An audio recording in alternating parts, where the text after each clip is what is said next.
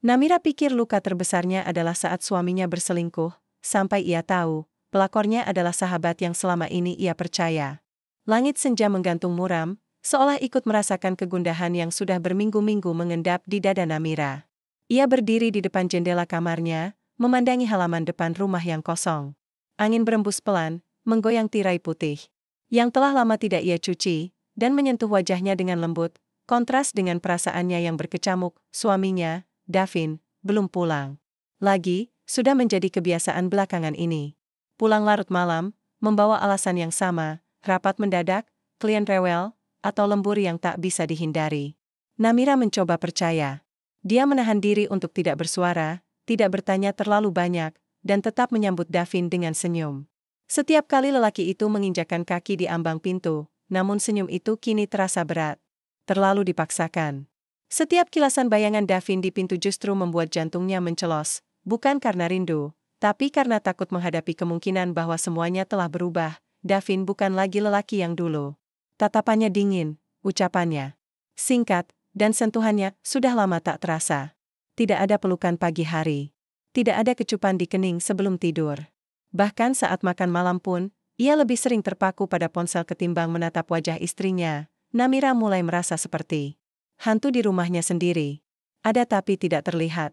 Berusaha hadir, namun tak dianggap. Hari itu, ia menyiapkan makan malam favorit Davin. Sup ayam hangat dengan potongan wortel dan kentang lembut, ditambah sambal kesukaan suaminya yang pedas dan menggigit. Ia bahkan menyetrika kemeja biru muda milik Davin yang masih harum pelembut kain, berharap setidaknya lelaki itu akan menyadari bahwa ia masih berusaha, namun waktu terus berjalan. Jam menanjakan hampir tengah malam. Makanan di meja sudah dingin, lilin kecil yang sempat ia nyalakan padam tertiup angin, dan hati Namira mengerut semakin dalam. Ia duduk sendirian, menatap kursi kosong di seberang meja. Sudah terlalu sering seperti ini. Bahkan air matanya pun sudah enggan jatuh, seolah lelah mengalir untuk luka yang tak pernah ia pahami asalnya. Ponsel di atas meja bergetar. Namira menoleh cepat, berharap pesan itu dari Davin, tapi bukan, hanya pesan dari aplikasi belanja daring, menawarkan diskon yang tak berarti apa-apa saat hatinya sedang retak. Namira menarik napas dalam. Ia memejamkan mata, mencoba mengusir semua dugaan buruk yang selama ini hanya ia simpan dalam diam. Tapi bayangan itu datang lagi. Tatapan Davin yang selalu menghindar. Wewangian asing yang sesekali tertinggal di baju kerja. Nada bicara yang tak lagi hangat. Semuanya menari dalam pikirannya, seperti potongan teka-teki yang berserakan namun tak berani ia susun. Sampai suatu malam, Namira terbangun karena mendengar suara pintu dibuka perlahan. Ai menali ke arah jam dinding. Sudah lewat tengah malam, langkah Davin terdengar pelan, sila tidak ingin membangunkan siapa pun. Tapi malam itu, Namira pura-pura tidur.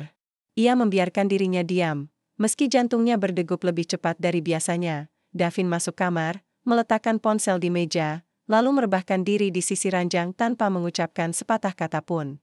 Tidak ada sapaan. Tidak ada permintaan maaf. Karena pulang larut. Hanya napas berat dan punggung yang membelakangi. Namira menatap punggung itu dalam diam, punggung yang dulu selalu ia peluk sebelum tidur. Kini menjadi dinding yang dingin dan tak bisa ditembus. Pagi harinya, Davin sudah pergi sebelum matahari terbit. Tidak meninggalkan pesan. Tidak juga sarapan yang biasanya diminta disiapkan. Namira menemukan bekas cangkir kopi yang hanya setengah diminum, dan sisa aroma parfum asing di kamar mandi. Saat itulah benih curiga mulai tumbuh. Tidak besar, tapi cukup untuk membuat Namira tidak bisa tenang. Ia mulai memperhatikan lebih saksama waktu-waktu pulang Davin. Nomor-nomor baru yang sering muncul di layar ponsel suaminya. Perubahan Castle dalam cara berpakaian. Semua seperti puzzle yang belum lengkap, tapi satu bagian sudah cukup untuk menebak bentuk akhirnya. Namun tetap, Namira berusaha memungkiri. Ia menenangkan dirinya sendiri. Mungkin hanya stres kerja. Mungkin Davin sedang banyak beban. Mungkin, tapi semua, mungkin, itu tidak mampu menenangkan hatinya yang mulai memberontak. Hingga suatu hari, takdir seolah ikut bicara. Davin lupa membawa ponselnya, sebuah kesalahan kecil yang tak disengaja. Namun cukup untuk mengubah arah hidup Namira. Ia menatap ponsel itu lama. Dilema berkecamuk. Antara menjaga privasi atau mencari kebenaran, tangannya gemetar saat menyentuh layar. Jari-jarinya bergerak pelan, membuka layar dengan pola yang sudah ia hafal karena pernah melihat Davin menggunakannya tanpa sadar. Pesan-pesan muncul, dan salah satunya langsung menusuk jantungnya. Aku kangen kamu, sayang. Gak sabar ketemu nanti. Malam. Pesan itu dikirim belum lama.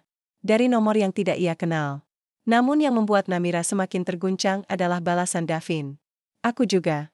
Tunggu aku ya, seperti biasa. Jangan lama-lama berdandan, kamu sudah cantik. Langit-langit kamar seolah runtuh menimpa tubuhnya. Namira terduduk lemas di lantai. Ponsel tergelincir dari tangannya. Ia tidak menangis. Tidak berteriak. Hanya diam, dan dalam diam itu, ada badai yang pelan-pelan mulai tumbuh. Namira tak tahu siapa wanita itu. Tapi satu hal pasti, hatinya telah dilukai, dan luka itu tak akan ia biarkan sembuh begitu saja.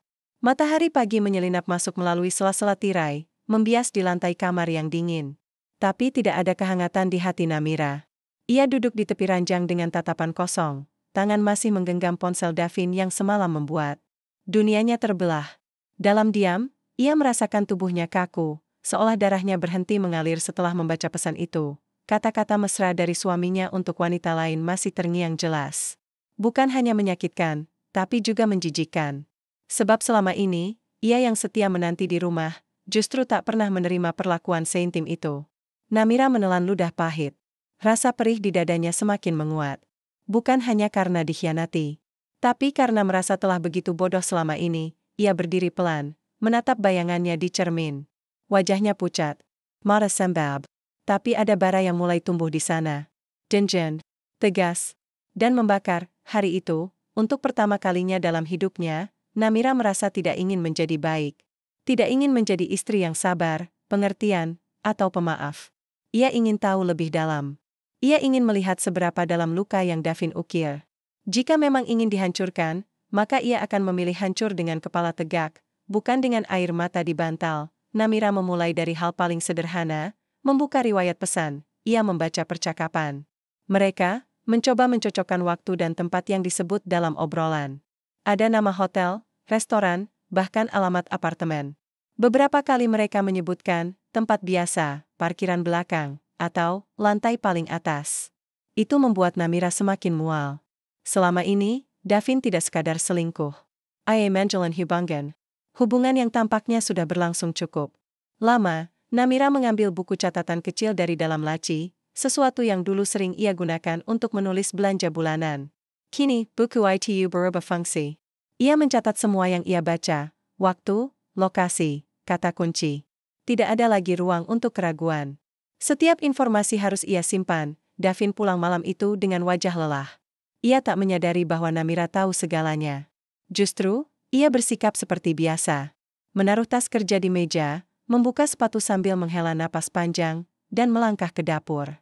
Masak apa hari ini? Tanyanya, seolah tak ada yang berubah. Namira membalikkan badan dengan senyum tipis. Ayam bakar kesukaan kamu. Tapi, kamu sudah makan di luar, kan? Davin menoleh cepat, sedikit terkejut. Nggak, maksudnya siapa bilang? Ah, nggak. Cuma feeling aja, jawab Namira pelan, kembali memotong sayur. Davin terlihat canggung, tapi tak berkata apa-apa lagi. Malam itu berlalu dengan sunyi. Namira diam, bukan karena kalah, tapi karena sedang menyusun perang. Hari berikutnya, Namira memutuskan untuk mencari tahu siapa wanita itu.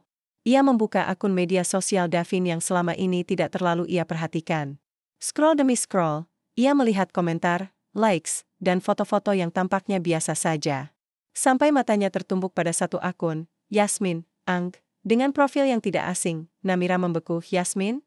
Sahabatnya, jari-jarinya menggigil saat membuka akun itu lebih lanjut. Foto-foto traveling, kopi di kafe mahal, unggahan bunga mawar. Dengan caption ambigu seperti, terima kasih, kamu tahu cara membuat aku merasa spesial. Dan komentar dari Davin, untuk kamu, aku selalu tahu caranya. Dunia Namira kembali runtuh. Kali ini, lebih keras. Lebih menyayat. Yasmin adalah sahabat yang selalu ada. Tempatnya menangis saat pertama kali keguguran. Orang yang membantu memilih gaun saat ulang tahun pernikahannya. Perempuan yang ia peluk saat merasa lelah menjadi istri. Perempuan yang ia percaya seperti darah dagingnya sendiri. Dan sekarang, perempuan itu tidur dengan suaminya. Namira meremas ponsel hingga buku-buku jarinya memutih. Tubuhnya panas. Nafasnya tak beraturan. Ia tidak tahu apakah ia ingin menjerit, atau memukul sesuatu yang jelas, hatinya kini bukan lagi sekedar terluka, tapi hancur dalam pengkhianatan yang bertumpuk. Dari dua orang yang paling ia percaya, hari-hari berikutnya, Namira menjadi dua orang yang berbeda. Di depan Davin, ia tetap istri yang biasa. Tidak curiga, tidak marah. Ia bahkan tersenyum, memasak, dan bertanya soal pekerjaan. Tapi di dalam hatinya, badai sudah siap mengamuk kapan saja. Ia mulai merekam kebohongan Davin. Mulai dari slip transfer uang yang mendadak tak masuk ke rekeningnya, hingga jadwal kerja yang bertabrakan dengan bukti pesan di ponsel. Setiap malam, ia membuat catatan. Ini bukan hanya tentang menyelamatkan harga diri, tapi tentang menyusun kebenaran dengan rapi. Sebelum ia memilih jalan akhir, Namira tidak akan meledak dalam satu emosi. Tidak seperti drama yang ditertawakan orang. Ia akan menjatuhkan semua dalam satu hentakan. Saat waktunya tiba, ia tahu, Davin selalu parkir di tempat yang sama tiap kali keluar malam. Ia tahu, Yasmin sering memakai mobil putih kecil yang kini terdeteksi di sekitar kantor Davin. Ia tahu, mereka punya tempat rahasia di sudut kota yang akan segera kehilangan kerahasiaannya, dan malam itu, Namira mengikuti mereka. Ia duduk dalam mobil, mengenakan jaket tebal dan masker, menatap dari kejauhan ketika Davin membuka pintu mobil Yasmin dan mencium pipinya dengan manis. Mereka tertawa kecil, seolah tak merasa bersalah sedikit pun. Sila. Cinta mereka sah. Namira menggenggam setir erat-erat. Air mata jatuh tanpa suara. Kalian mau hancurkan hidupku? Baik. Aku pastikan kalian merasakannya lebih dulu. Dalam diam, ia menyalakan mesin. Dalam hati, ia sudah siap dengan apa yang akan ia lakukan, dan ini baru permulaan. Malam menebar sunyi, menyelimuti kota dengan kilau lampu jalanan yang menyedihkan. Hujan gerimis turun perlahan, menimbulkan suara ketukan pelan di atap mobil Namira. Ia duduk diam di balik kemudi, matanya terpaku pada satu titik, sebuah restoran. Tersembunyi di sudut kota, bangunan mungil dengan cahaya hangat dari dalam, tempat yang tampak tak berbahaya. Namun disitulah kepalsuan dibentangkan. Namira tahu tempat ini. Davin pernah menyebutnya bertahun lalu, saat baru menikah, sebagai tempat yang terlalu mahal untuk dikunjungi berdua. Tapi nyatanya, tempat mahal itu justru digunakan suaminya untuk mengkhianatinya. Jam menunjukkan waktu makan malam. Sejak 2 jam lalu, Namira sudah bersiap. Ia tidak lagi ragu. Hari ini, ia akan menyaksikan semuanya dengan mata kepala sendiri. Tidak lagi hanya membaca pesan. Tidak lagi menebak atau berharap salah paham. Ia ingin melihat dan memastikan bahwa luka yang ia rasakan selama ini bukan delusi. Mobil Yasmin terparkir lebih dulu. Putih kecil itu begitu mencolok di bawah lampu jalan. Tak lama kemudian, Davin datang. Mengenakan kemeja abu-abu yang Namira setrika sendiri 3 hari lalu. Lelaki itu turun dengan wajah santai, Sila tak membawa beban. Ia menghampiri Yasmin, menyambut dengan pelukan dan kecupan cepat di pipi. Jantung Namira mencelos. Meski ia sudah siap, melihat langsung adegan itu tetap mengguncang. Tangannya mencengkeram setir, napasnya tercekat. Tapi ia tidak menangis. Tidak kali ini, ia mengeluarkan ponsel, merekam dengan tenang.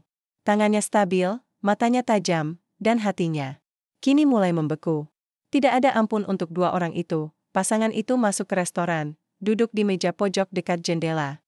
Mereka tertawa, berbicara dengan bahasa tubuh yang akrab. Sesekali, Yasmin menyentuh tangan Davin di atas meja, dan lelaki itu membiarkannya. Bahkan membalas dengan belayan lembut. Namira masih ingat betapa Yasmin pernah memeluknya sambil berkata, "Aku iri sama kamu, Mi." Davin perhatian banget. Perkataan itu kini terasa seperti panggilan. Rupanya, Yasmin memang iri. Tapi bukan untuk dikagumi, melainkan untuk dicuri. Dengan cepat, Namira turun dari mobil. Ia sudah mengatur semuanya. Di dalam tas selempangnya, ada dokumen rekening yang sudah ia cetak, salinan bukti bahwa selama ini Davin diam-diam mentransfer sejumlah uang ke rekening Yasmin. Tidak besar, tapi cukup untuk membuktikan niatnya. Ia juga membawa flash disk kecil, berisi tangkapan layar semua percakapan mereka. Semuanya sudah ia simpan rapi. Ini bukan lagi balas dendam penuh emosi. Ini perang, dan ia datang dengan senjata lengkap, langkahnya pelan namun pasti. Hujan masih turun, membasahi jaket dan rambutnya. Tapi Namira tak peduli. Ia berjalan menuju pintu restoran, membukanya perlahan, dan langsung disambut hangat oleh aroma makanan dan suara musik lembut. Matanya langsung menangkap pasangan di pojok. Yasmin membelakangi pintu, sementara Davin menghadap dan saat mata Davin menangkap sosok istrinya berdiri di ambang pintu, wajah itu seketika membeku. Namira tidak berkata apa-apa. Ia hanya melangkah mendekat. Yasmin yang heran menoleh, dan saat menyadari siapa yang berdiri di depannya, ekspresinya berubah pucat. Seketika. "Selamat malam," ujar Namira, suaranya tenang tapi penuh ketegasan. Davin bangkit berdiri, gelagapan. "Nah, Namra? Ini bukan seperti yang kamu pikir, bukan seperti yang kupikirkan?" Namira menyeringai pahit. "Ia meletakkan TSD meja, mengeluarkan dokumen, dan menaruhnya di depan mereka. Aku pikir kamu selingkuh. Ternyata benar. Aku pikir kamu mengkhianatiku. Ternyata benar. Dan aku pikir, kamu tidur dengan sahabatku sendiri. Ternyata, jauh lebih menjijikan dari yang pernah aku bayangkan." Yasmin menunduk, tak sanggup menatap mata Namira. "Aku percaya padamu," lanjut Namira, kini menatap Yasmin tajam. "Kamu datang ke rumahku. Kamu peluk aku saat aku kehilangan. Kamu sebut dirimu sahabat. Tapi kamu tidur dengan suami sahabatmu sendiri. Kamu itu manusia atau sampah?" "Namra, tolong. Dengerin dulu." Yasmin mencoba bicara, tapi Namira langsung menyela. "Diam. Sekarang kalian dengar aku. Aku nggak akan teriak. Aku nggak akan lempar piring. Aku bukan perempuan yang akan bikin drama di sini. Tapi mulai hari ini, hidup kalian akan berubah." Ia membuka ponsel dan menunjukkan rekaman video mereka dari dalam mobil. Lalu menunjukkan isi pesan di ponsel Davin, yang sudah ia salin ke galeri. "Kalau kalian pikir kalian bisa sembunyi, kalian terlalu naif." Davin menunduk. "Takeda Pembelain." Tak ada keberanian lagi untuk berdiri, Namira melangkah mundur, mengambil napas panjang. "Pulanglah sepuas kalian malam ini. Nikmati waktu terakhir. Kalian jadi pasangan mesra. Besok pagi, semua rekening Davin akan beku. Akses rumah dicabut, kartu diblokir. Dan aku? Aku akan mulai hidupku lagi, tanpa kalian berdua." Yasmin menatapnya dengan air mata di mata. Tapi Namira tidak tergerak. Air mata itu tidak punya nilai. Sudah terlalu banyak luka untuk dihapus hanya dengan tangis. Namira melangkah pergi, meninggalkan restoran tanpa menoleh. Hujan turun lebih deras, membasahi seluruh tubuhnya. Tapi langkahnya tegak. Ia tidak menangis. Tidak menyesal, malam itu. Bukan dia yang kalah malam itu, panggang kepalsuan mereka telah rantu. Langit masih gelap saat Namira membuka mata. Bukan karena alarm, bukan pula karena suara dari luar. Ia terbangun oleh pikirannya sendiri, oleh gejolak emosi yang tak kunjung reda sejak malam sebelumnya. Hatinya masih berdenyut kencang, namun kali ini bukan karena luka. Tapi karena kekuatan baru yang pelan-pelan tumbuh di dalam dirinya, ia tak lagi takut. Tidak pada kenyataan. Tidak pula pada keputusan yang akan ia ambil hari ini. Namira duduk di tepi ranjang, merapikan rambut yang kusut, lalu menatap pantulan. Dirinya di cermin. Mata yang sembab itu kini lebih tegas. Wajah yang dulu tampak lembut kini menyimpan ketegaran. "Ia bukan perempuan yang sama seperti sebulan lalu. Pengkhianatan telah memekikkannya."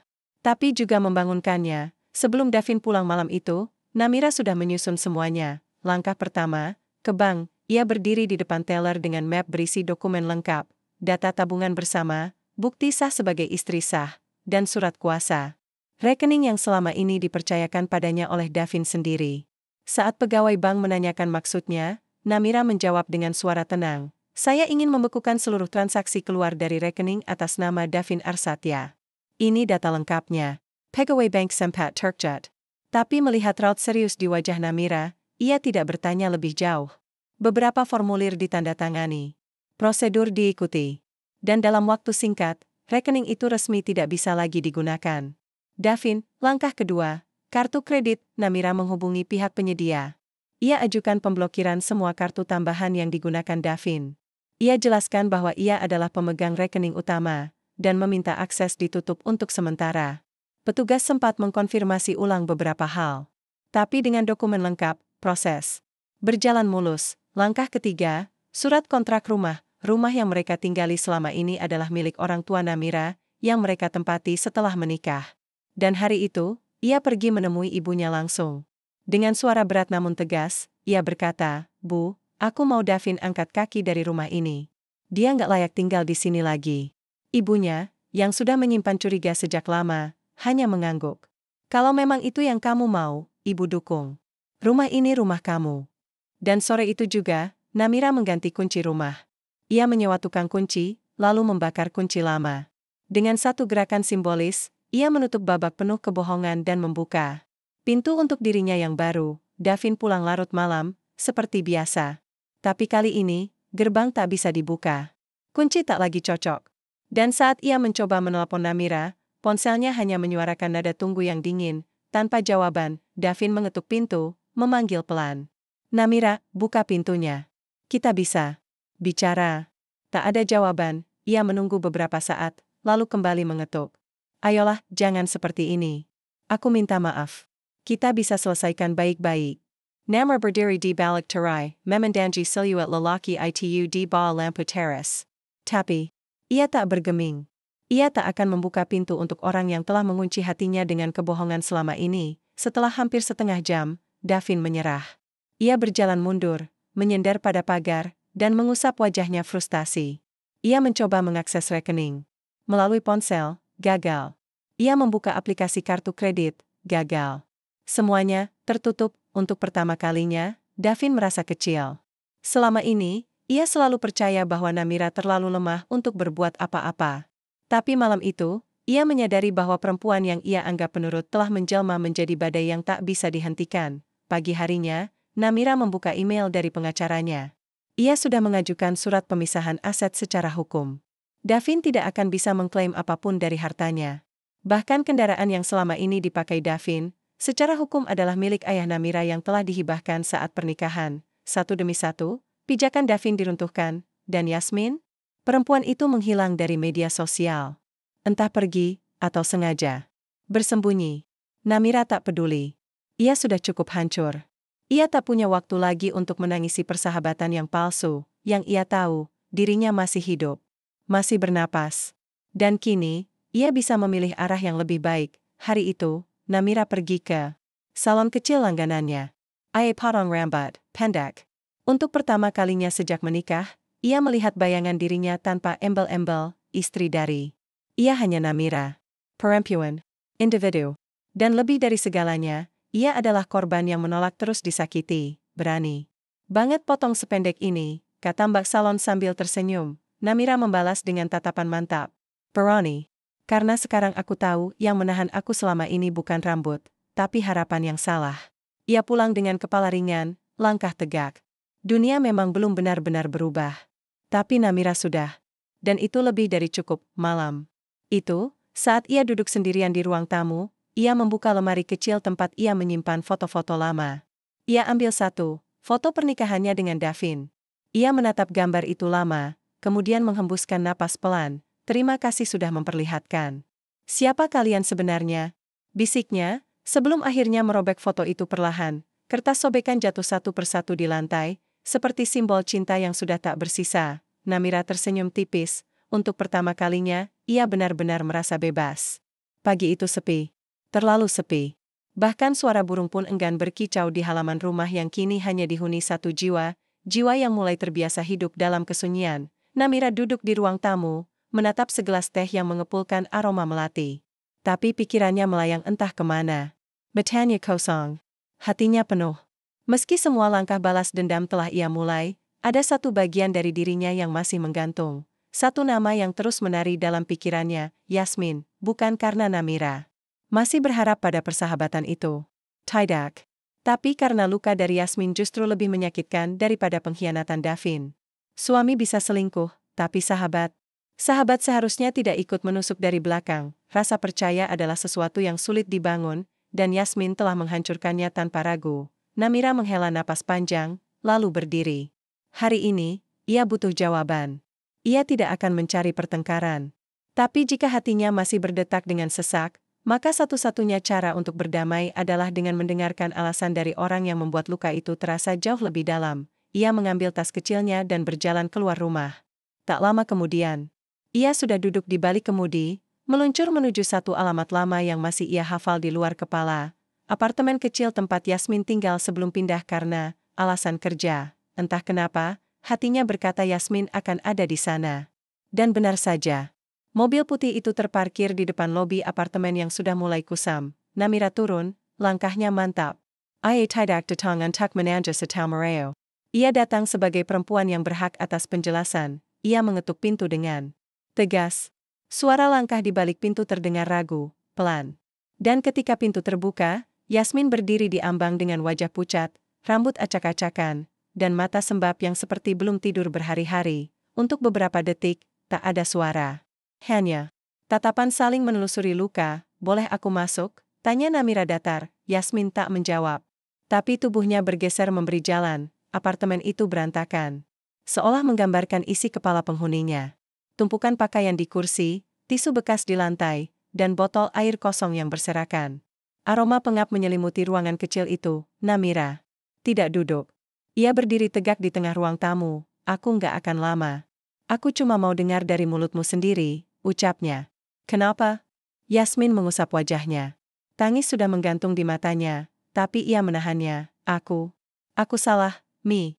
Aku nggak punya alasan yang cukup untuk kamu maafkan. Tapi aku juga nggak pernah niat jahat dari awal.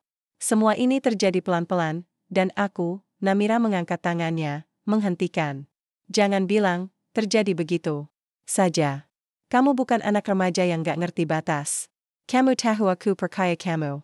Kamu tahu Davin suamiku. Tapi kamu tetap melangkah. Yasmin mengangguk, air mata jatuh satu persatu. Waktu itu aku sedang hancur. Kamu tahu aku ditinggal Tenenggangku. Dan aku ketemu Davin saat kamu lagi keluar kota. Dia datang bantuin aku pindahan. Kita ngobrol, dan semuanya mulai dari situ. Aku pikir, dia cuma teman ngobrol. Tapi dia mulai sering datang. Ngajak makan. Aku kesepian, Mi. Dan dia bilang kalian udah nggak cocok lagi. Namra Mirmang. Kata-kata Yasmin seperti pisau yang masuk perlahan. Davin bilang, kalian udah nggak tidur bareng. Dia bilang kamu dingin. Dia bilang kalian cuma bertahan karena status. Aku bodoh. Aku percaya, ucap Yasmin di antara isak. Namira menunduk. Bibirnya bergetar. Bukan karena ingin menangis, tapi karena merasa begitu dibohongi oleh dua manusia yang paling ia percaya. Jadi kamu jatuh cinta pada suami sahabatmu, karena kamu percaya dia korban dari pernikahan yang dingin? Suaranya lirih, nyaris seperti berbisik. Yasmin mengangguk, lemah. Dan aku tambah bodoh karena aku nikmatin perhatian itu. Kenapa kamu nggak bilang? Kenapa kamu nggak kabur waktu tahu semuanya salah? Yasmin mengangkat wajahnya, kali ini dengan air mata yang tak tertahankan. Karena aku takut kehilangan kamu. Karena kalau aku mundur, aku harus mengaku. Dan itu, jauh lebih sakit dari mencintai suamimu sendiri. Namra memejamkan mata. Napasnya berat. Hati yang sudah dihancurkan oleh Davin, kini diinjak lebih dalam oleh kenyataan bahwa pengkhianatan ini bukan sekadar hasrat. Tapi ada perasaan. Jadi kamu cinta dia? Yasmin menggigit bibirnya. Tak menjawab diam itu, cukup sebagai jawaban. Namira melangkah pelan menuju pintu. Ia tak ingin menangis. Tidak sekarang. Tapi tubuhnya bergetar hebat. Ia tak sangka, luka pertamanya bukan berasal dari suaminya, tapi dari orang yang dulu memeluknya paling erat saat ia rapuh. Sebelum keluar, Namira berbalik. Aku datang bukan untuk memaafkan, tapi untuk melepas. Kamu bukan lagi bagian dari hidupku. Jangan coba cari aku lagi. Aku bukan Namira yang dulu.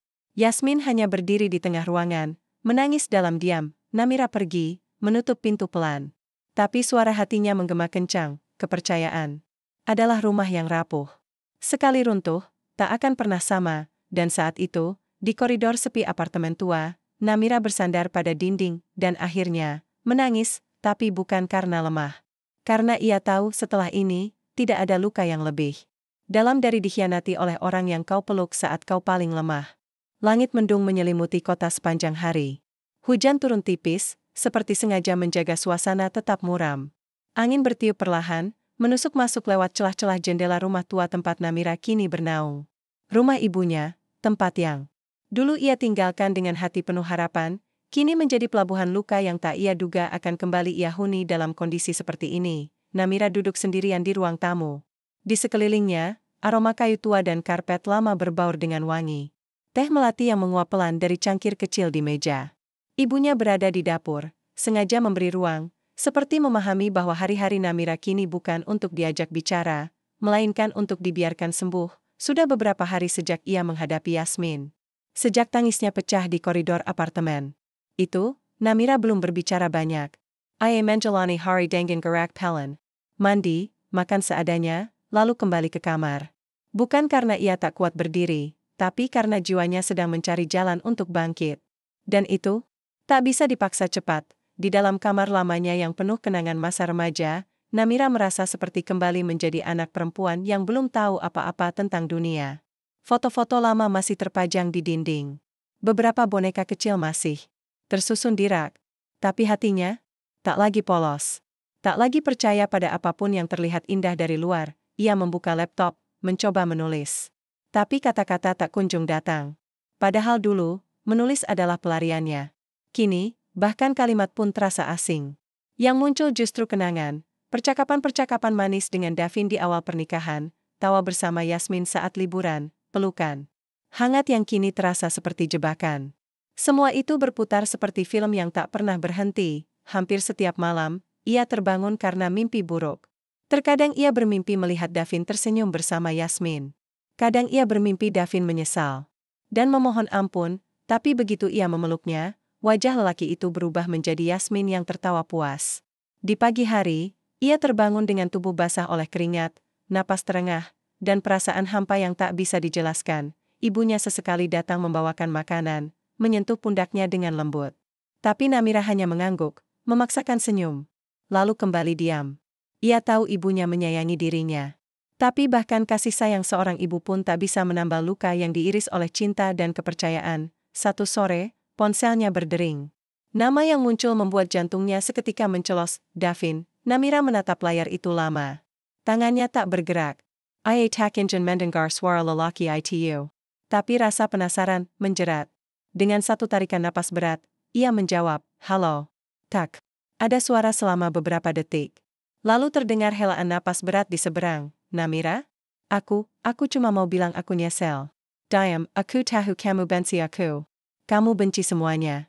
Tapi aku kehilangan arah, Mia. Yasmin ninggalin aku. Dia pergi ke luar kota. Katanya, dia nggak sanggup nerusin ini. Sekarang aku sendirian." Namira memejamkan mata. Kata-kata itu seharusnya membuatnya lega. Tapi tidak. Ia merasa aneh. Bukannya bahagia, ia justru semakin sesak. Davin melanjutkan, suaranya serak. "Kamu nggak tahu betapa hancurnya aku. Rumah udah nggak bisa aku masukin. Rekening kosong. Kantor mulai curiga. Aku kehilangan semuanya. Aku kehilangan kamu." Namira menghela napas. "Kamu kehilangan aku bukan karena takdir, Davin. Tapi karena pilihanmu sendiri." Lalu, ia tutup panggilan, dada Namira berdebar. Tapi kali ini bukan karena marah. Bukan juga karena sedih. Melainkan karena hampa. Davin kehilangan segalanya. Yasmin pun menjauh. Tapi kenapa, hatinya tetap tak merasa menang. Namira menyandarkan tubuhnya di kursi. Matanya menerawang, mungkinkah ia selama ini tidak hanya kehilangan orang-orang itu, tapi juga kehilangan dirinya sendiri. Di malam hari, ia berjalan keluar rumah, menyusuri halaman kecil yang dulu sering ia mainkan saat kecil. Kakinya menyentuh rumput yang basah, aroma tanah yang habis diguyur hujan menyentuh inderanya. Ia mendongak menatap langit. Awan tebal masih menggantung, tapi di satu sudut, terlihat seberkas cahaya bulan menyelinap malu-malu. Di sanalah, untuk pertama kalinya, Namira menangis. Bukan karena Davin. Bukan karena Yasmin.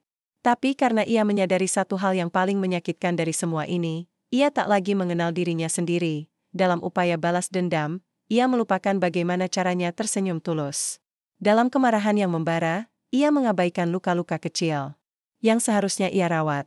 Ia menjauh dari semua hal yang dulu membahagiakannya, hanya demi memastikan orang-orang yang menyakitinya jatuh. Dan kini, setelah semuanya terjadi, ia justru merasa kosong. Ia mencintai dirinya dulu, Namira yang penuh kasih, yang percaya pada kebaikan, yang tak takut untuk berharap. Tapi perempuan itu, entah kemana. Namira menarik napas dalam-dalam, lalu berbisik pelan ke dirinya sendiri, "Kalau aku ingin sembuh, aku harus menemukanku yang hilang."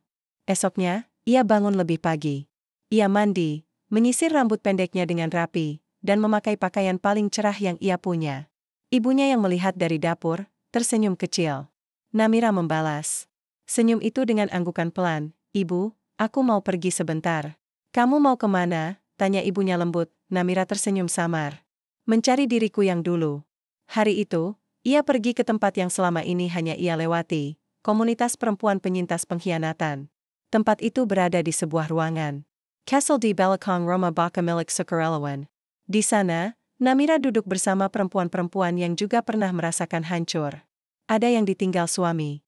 Ada yang dikhianati kakak sendiri. Ada yang dihancurkan mertua. Mereka semua membawa luka, tapi mereka juga membawa harapan. Untuk pertama kalinya, Namira berbicara. Ia menceritakan kisahnya, tanpa malu, tanpa menutup-nutupi. Ia menangis. Mereka menangis.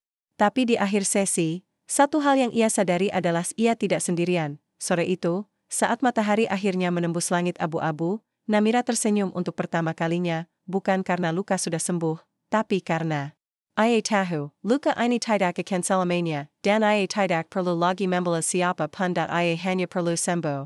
Langit senja itu tampak janggal. Awan kelabu menebal di satu sisi, namun di baliknya, mentari tetap memaksakan sinarnya yang temaram, menciptakan semburat oranye pucat di cakrawala. Seolah alam pun ragu, antara ingin menurunkan hujan atau memberi harapan.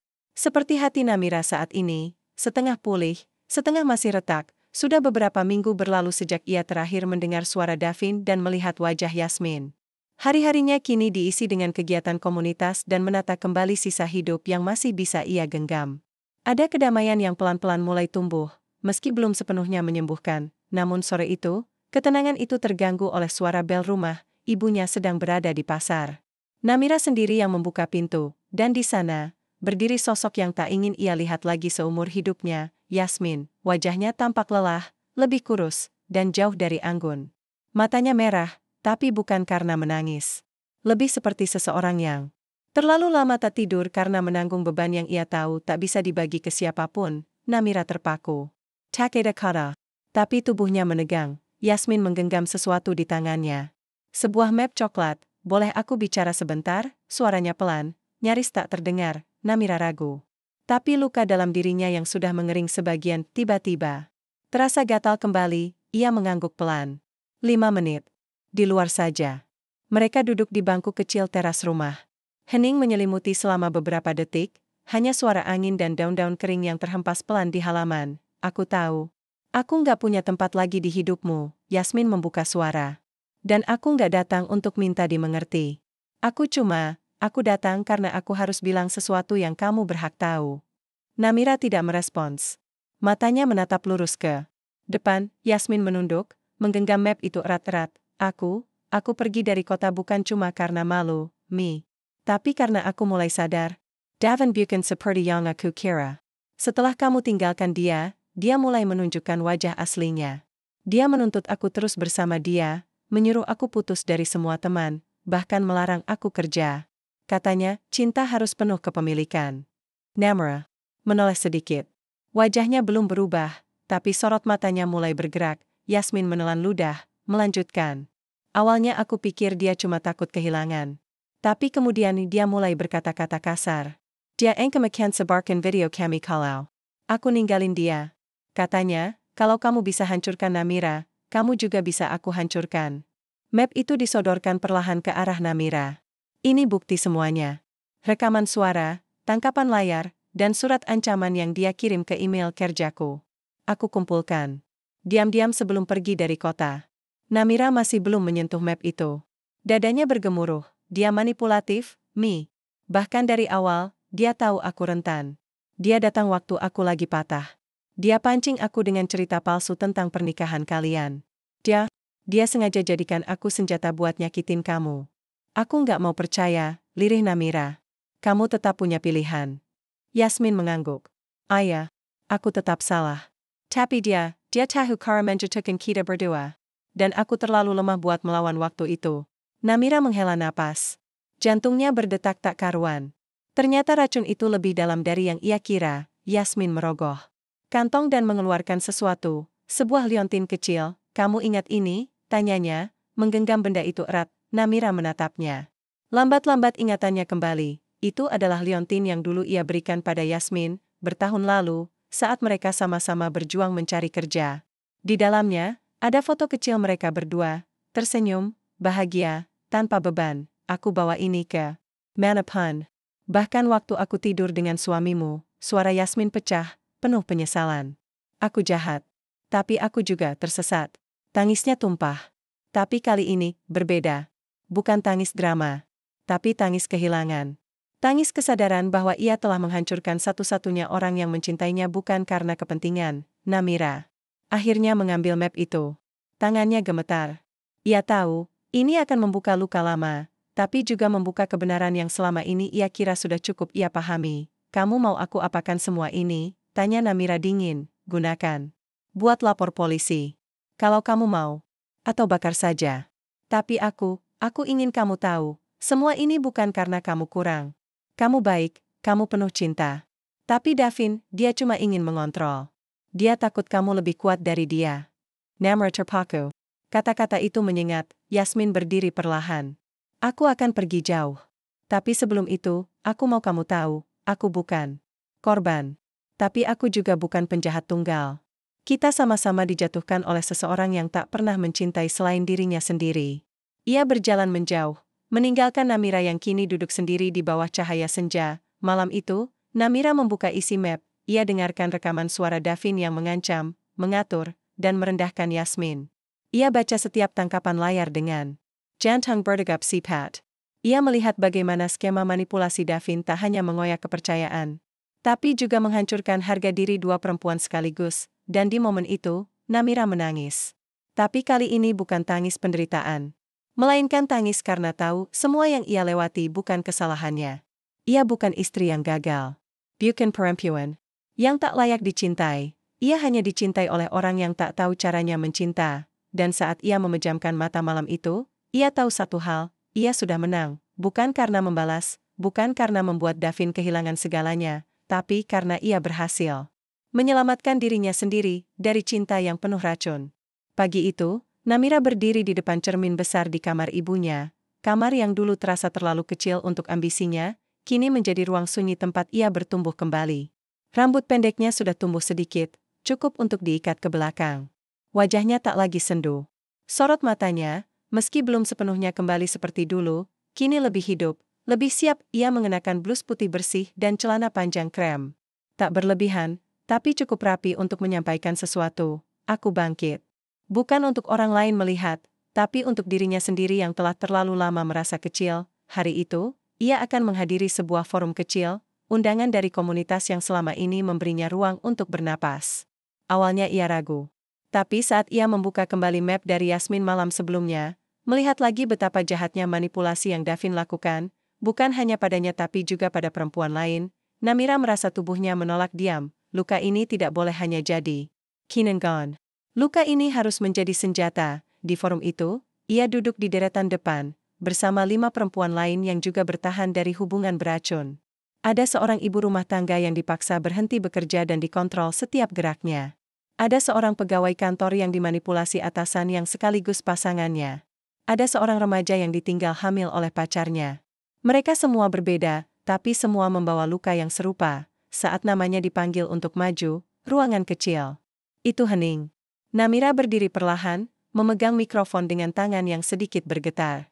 Ia menatap puluhan pasang mata yang menunggu cerita. Aku Namira, ucapnya pelan tapi tegas, dan aku pernah berpikir, hidupku sudah berakhir. Hening, beberapa waktu lalu, aku tahu suamiku berselingkuh. Tapi bukan itu yang paling menyakitkan. Yang paling menghancurkan adalah, dia berselingkuh dengan sahabatku sendiri. Beberapa orang menunduk. Beberapa menyentuh dada. Semuanya diam. Menyimak, aku membekukan rekeningnya. Aku usir dia dari rumah. Aku lakukan semua itu, karena aku pikir itu bentuk kekuatanku. Tapi ternyata, aku masih merasa hancur.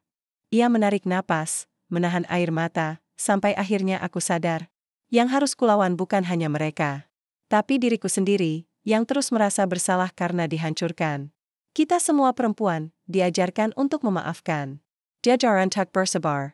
Tapi kita tidak pernah benar-benar diajarkan bahwa kita berhak marah. Kita berhak kecewa. Dan kita berhak pergi, saat cinta berubah jadi racun. Tepuk tangan perlahan mulai terdengar. Tapi Namira belum berhenti. Kalau hari ini aku berdiri di sini, bukan karena aku perempuan sempurna yang sudah sembuh. Tapi karena aku masih berdarah, dan aku tahu luka ini bisa jadi pintu bagi perempuan lain untuk bangkit. Ia turun dari podium dengan pelan. Di tangannya, mikrofon terasa seperti beban yang akhirnya lepas. Dan di matanya, ada air bening yang Kini tak lagi menyakitkan, tapi membebaskan. Beberapa hari setelah acara itu, seorang jurnalis lokal menghubunginya, menawarkan kesempatan untuk berbicara lebih luas. Namira sempat ragu.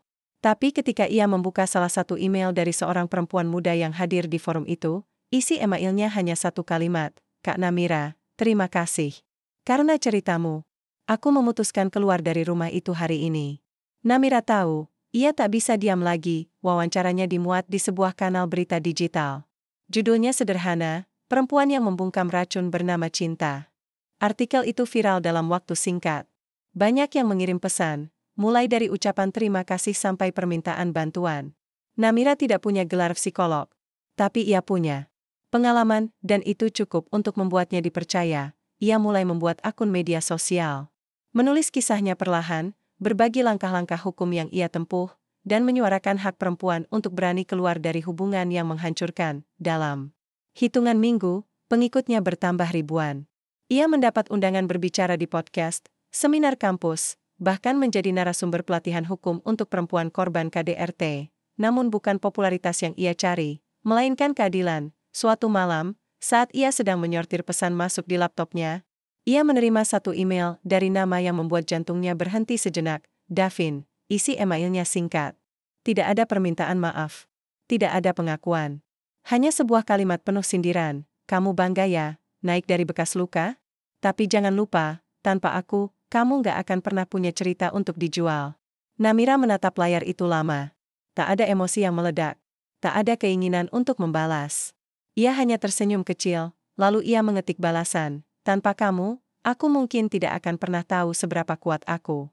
Terima kasih karena akhirnya aku melihat siapa diriku yang sesungguhnya. Tapi jangan salah. Cerita ini bukan milikmu. Ini milikku.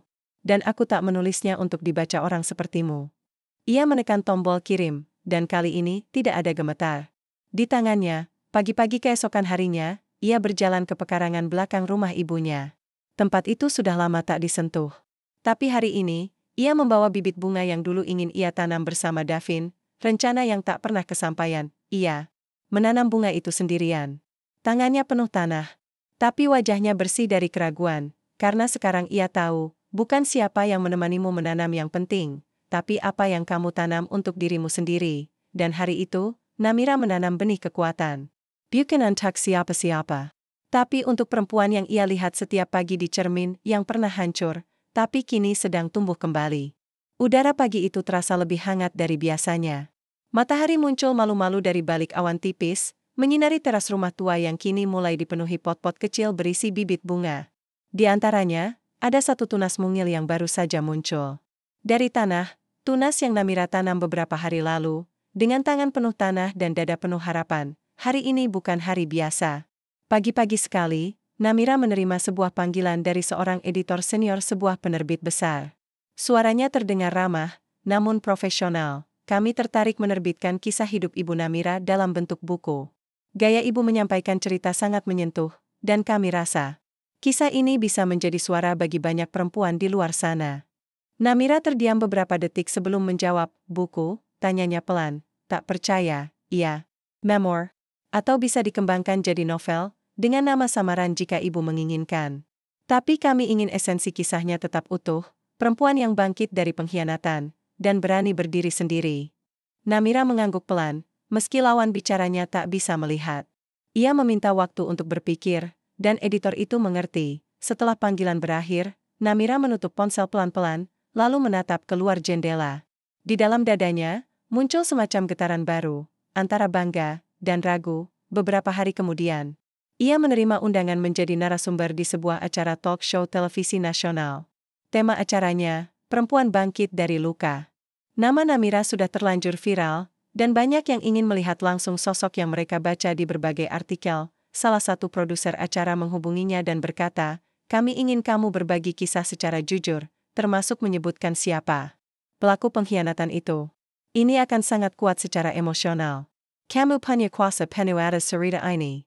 Kalimat itu menghantam pikirannya. Menyebut nama Davin secara publik. Membeberkan semua fakta, termasuk bukti dari Yasmin, untuk membuatnya tercoreng seumur hidup.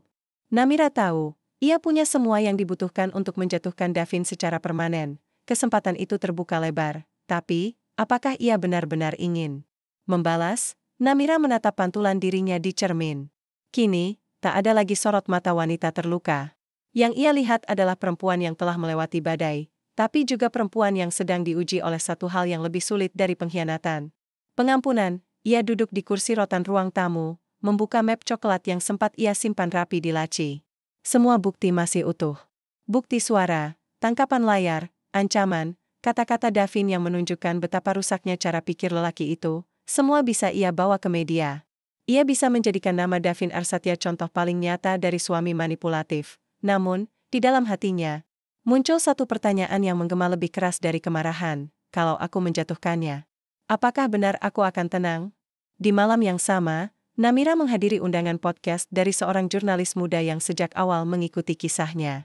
Topik pembicaraan kali ini lebih dalam, lebih menyentuh sisi personal. Namira, kata sang pembawa acara, kalau kamu diberi kesempatan untuk membalas semua luka yang sudah diberikan oleh orang-orang itu, kamu mau? Namira terdiam, ia menyentuh ujung gelas air di meja. Menatap kamera yang menyala.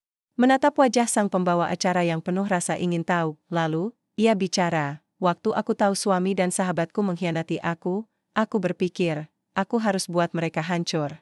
Karena kalau tidak, luka ini akan terus membusuk. Maka aku tutup rekeningnya.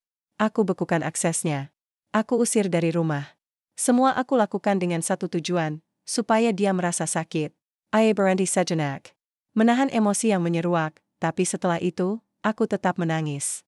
Aku tetap terbangun di malam hari dengan rasa takut. Sampai aku sadar, membalas tidak menyembuhkan. Membalas hanya membuat aku terus tinggal di masa lalu.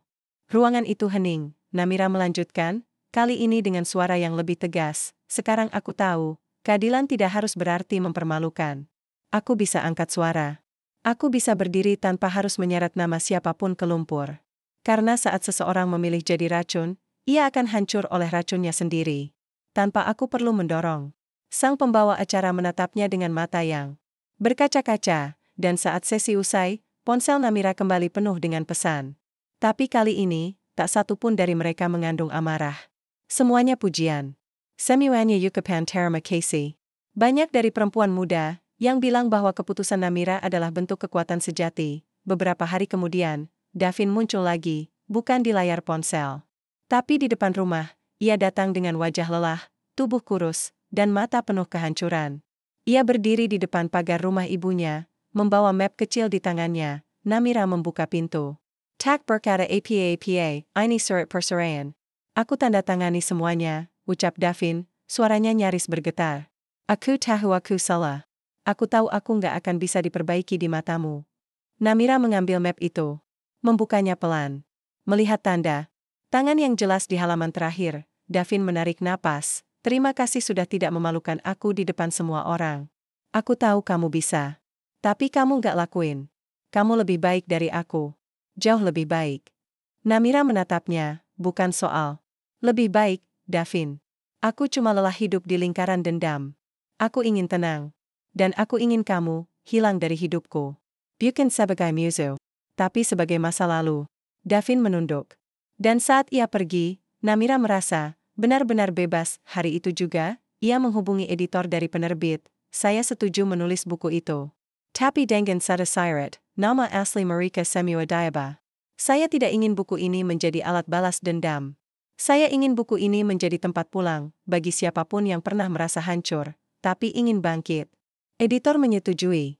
Dan perjalanan baru pun dimulai. Di laptopnya, halaman kosong mulai terisi. Judul, Tumbuh Setelah Terbakar. Namira menulis bukan sebagai korban, tapi sebagai perempuan yang tahu luka itu nyata, namun tidak harus memenjarakan. Hujan deras turun siang itu. Langit kelabu menghilang awan dengan suara yang berat. Sesekali disertai Peter yang menyambar jauh di horizon.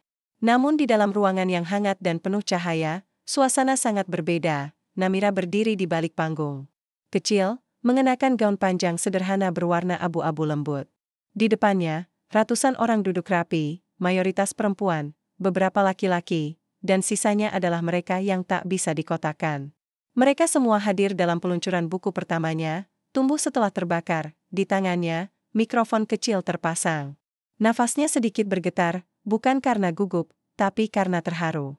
Di belakangnya, Layar besar menampilkan halaman sampul bukunya, gambar siluet pohon dengan batang patah, namun dari patahan itu tumbuh tunas-tunas kecil yang menyala seperti api. Buku itu tak hanya bercerita tentang dirinya, tapi tentang semua perempuan yang pernah kehilangan arah, kehilangan harga diri, kehilangan tempat pulang. Tentang mereka yang dibakar habis oleh cinta dan pengkhianatan, namun memilih untuk tumbuh, bukan menjadi abu. Saya berdiri di sini bukan sebagai pahlawan, ucap Namira di hadapan hadirin. Saya pernah jadi korban. Pernah menjadi seseorang yang dipatahkan dari berbagai sisi. Tapi hari ini, saya memilih untuk tidak tinggal di sana. Ruangan hening. Saya menulis buku ini bukan untuk menceritakan betapa buruknya orang yang menyakiti saya, tapi untuk menunjukkan bahwa luka tidak perlu ditutupi. Luka bisa jadi akar kekuatan, kalau kita tahu caranya memeluknya. Tepuk tangan. Membahana, Namira menunduk kecil, tersenyum tulus. Untuk pertama kalinya, ia tidak merasa kehilangan. Ia tidak merasa malu. Yang ia rasakan kini adalah syukur. Bahwa dari reruntuhan paling dalam, ia mampu membangun ulang hidupnya, bahkan lebih kokoh. Setelah peluncuran buku, undangan datang dari berbagai penjuru. Ia diundang sebagai pembicara di kampus, kantor kementerian, dan organisasi sosial.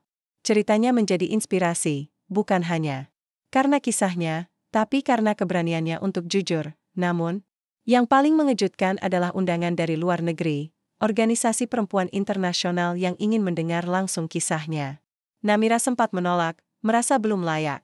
Tapi ketika ia melihat pesan-pesan masuk dari para pembaca yang mengatakan bahwa kisahnya membuat mereka berani meninggalkan kekerasan rumah tangga, ia sadar, ini bukan tentang dirinya lagi. Suatu sore, di sebuah talk show televisi nasional yang menayangkan ulang cuplikan peluncuran bukunya, seorang presenter bertanya, Namira, apa kamu sudah benar-benar memaafkan?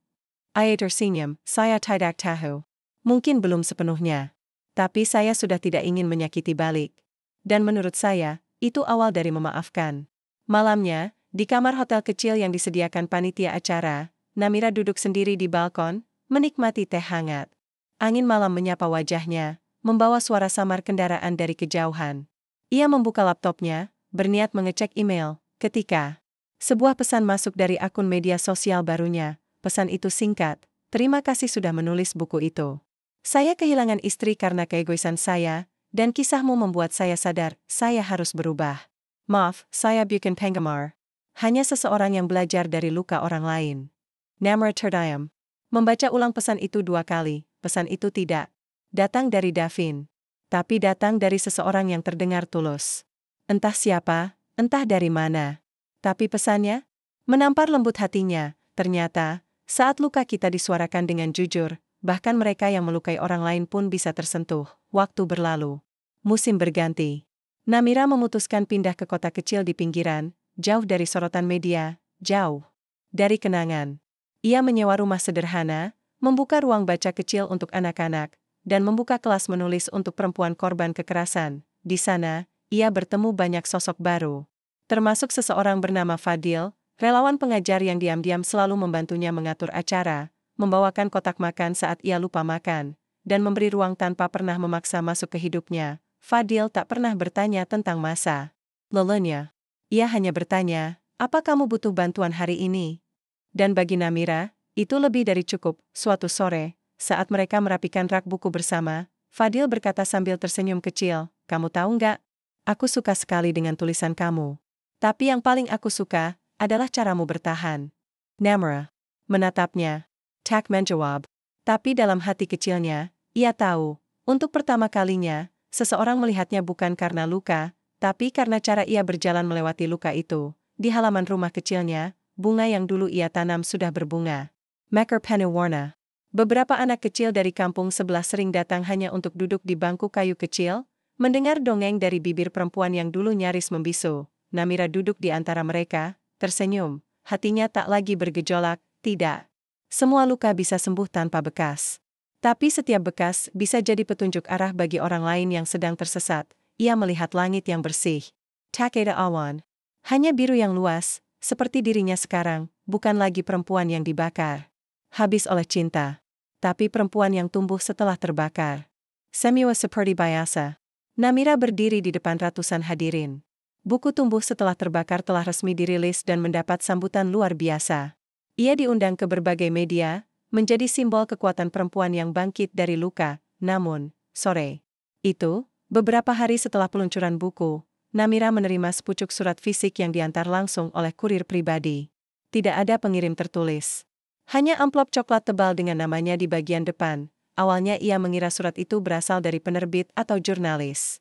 Tapi begitu ia buka dan membaca isinya, dunia seolah berhenti berputar. Di dalamnya, ada satu lembar hasil pemeriksaan psikologis yang dilampirkan dalam sebuah dokumen resmi. Nama pasien, Yasmin R. Diagnosa, gangguan kepribadian ambang, borderline personality disorder. Namun bukan itu yang paling mengejutkan. Di lembar kedua, ada transkrip konsultasi Yasmin dengan psikiater, yang diam-diam direkam dan disalin oleh pihak keluarga.